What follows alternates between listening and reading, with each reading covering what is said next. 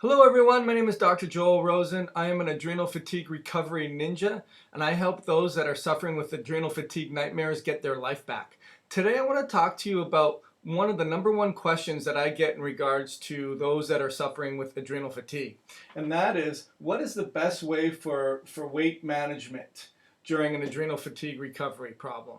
So what diet should I be eating? There's so many diets out there. There are the ketogenic diet, there are the paleo type of diet, there are autoimmune protocols, there's the specific carbohydrate diet, there is a FODMAP diet, there is so many variations. And when you're dealing with an adrenal fatigue problem and you don't have a lot of energy and you're anxious, you're crashing in the middle of the day, and you just don't know what's going on with what food you should be eating. So I want to bring a little clarity to that.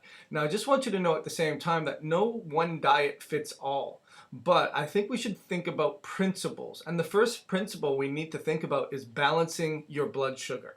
If you have an adrenal fatigue problem, more than likely you have a blood sugar problem. And that doesn't mean that your blood tests have to be off. In fact, most of the time, I find that when I look at someone's blood work, their blood tests are normal, or they have a slightly elevated A1C, or they're actually a little low, but typically they're normal. And if you're crashing in the middle of the day, you get shaky, lightheaded, and jittery, you crave sweets, you crash after a meal, you feel like you need sweets after a meal, you're relying on caffeine to get energy, then you more than likely have a blood sugar problem. So your diet needs to be focused around normalizing your blood sugar. Chances are as well, if you're dealing with an adrenal fatigue problem, that you have some kind of immune problem. And because 70% to 80% of your immune system is in your gut, my guess is that there's probably an unhealthy proportion of good bacteria to bad bacteria, and that's called dysbiosis. And so all of these things need to be determined before we can really put you on a diet, because let's say you do have candida overgrowth or yeast overgrowth or oxalates in your gut.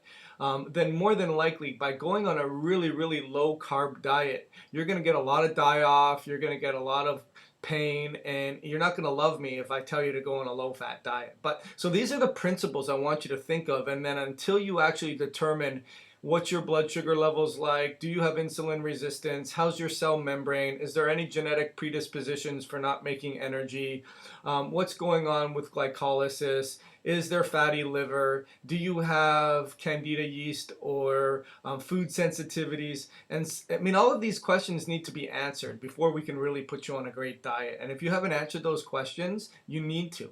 Anyways, let's talk about the typical standard American diet. Has 50% carbs, 20% protein, and 30% fats. And what I want you to try to think about is getting into, oh, I made a huge mistake here. I want you to try to get into fats being somewhere in the 70 to 85%. That's a lot. And I said, I want you to get into. I don't want you to do that tomorrow. I want you to think about that concept. The other thing I want you to do is think about getting protein between 15 to 25%. I see a lot of patients that do the paleo type of diet, and they're just quite frankly, they're eating way too much protein. The rule of thumb is whatever you weigh divided by 2.2. That equals your kilograms. And then typically what I'll do is I'll times that by 0.8 to 1.2. And so if someone weighs, say, 170, they're 65 kilograms, they should be anywhere between 80% of that, so maybe in the 50 range, to 1.2, so maybe to the 90 range, somewhere in that ballpark. And then carbs should be about 5 to 15%. Now that's going to be really hard again.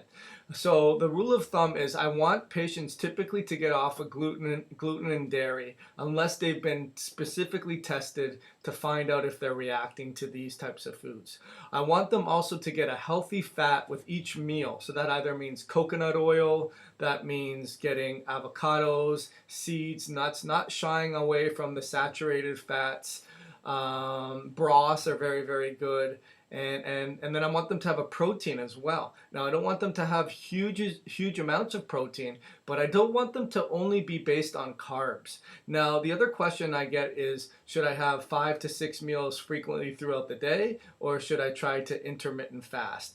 And intermittent fasting is really for a healthy demographic where patients are already doing well with their gut health, they're balancing their blood sugar, and they can actually manage to do an intermittent fast. So many of the patients that I work with that have adrenal fatigue problems, I get them starting off by measuring their blood sugar, almost like they're diabetic. It's a bit of a pain in the butt, but you'll be really surprised to know when your blood sugar is high and you're getting really hungry, or you're getting anxious, or you're getting shaky and lightheaded and jittery, and then you feel like your blood sugar is falling too low, and then you need to go and get some food in you, and next thing you know, your blood sugar levels go even higher, and that's a huge problem as well. So what I like to try to tell patients is keep it simple. These are the concepts that we're trying to do: a healthy fat, a healthy protein, and then carbs. With carbs, as far as carbs go, I tell patients I like net carbs, meaning whatever the total carbohydrate intake is for that particular food source. And how do you find that out? Go to Google and just search in like calories of grams of carbs in a banana, and it will say 28 grams, and then you minus the fiber, so then maybe there's 5 grams of fiber. That would be a net difference of 23. And so typically what I like to try to get my patients, or my adrenal fatigue patients, doing is I like them to get in between 75 to 100 grams of carbs per day. And that requires them actually knowing how many carbs they're taking. That's one of the first exercises we do, is we have them try to track for a 3-day, hey, how many carbs are you eating? Because if you have no idea, then we're not going to be able to balance your blood sugar. And then you're going to get some insulin resistance. You're going to gather weight around the midsection. You're going to get those love handles. You're going to crash in the middle of the day. You're not going to have focus and concentration. You're going to be anxious. And all because you didn't know how much carbs you're eating in a given day. So I guess to best answer your question is, I like ketogenic principles. I don't necessarily feel you need to be in ketosis, but I like the fact that you're eating more fats, you're eating less carbs, you're eating moderate amount of proteins, and you're doing that evenly throughout the day.